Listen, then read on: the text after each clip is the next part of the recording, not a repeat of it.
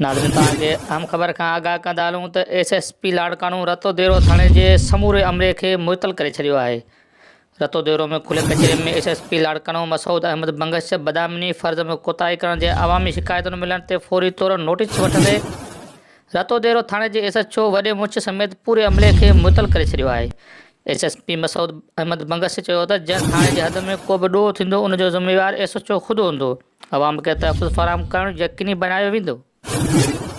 नाज़रीन तव्हांखे अहम ख़बर खां आगाह कंदा हलूं त SSP लाड़काणो रतो देरो थाणे जे समूरे अमले खे मुअतल करे छॾियो आहे। रतो देरो में खुले कचहरी में SSP लाड़काणो मसूद अहमद बंगश बदामिनी फ़र्ज़ में कोताही करण जे अवामी शिकायतुनि मिलण ते फौरी तौर नोटिस वठंदे रतो देरो थाणे जे SHO वॾे मुंश समेत पूरे अमले खे मुअतल करे छॾियो आहे। SSP मसूद अहमद बंगश चयो त जंहिं थाणे जे हद में को बि ॾोह थींदो उन जो ज़िम्मेवार SHO ख़ुदि हूंदो। अवाम खे तहफ़्फ़ुज़ फ़राहम करणु यक़ीनी बनायो वेंदो।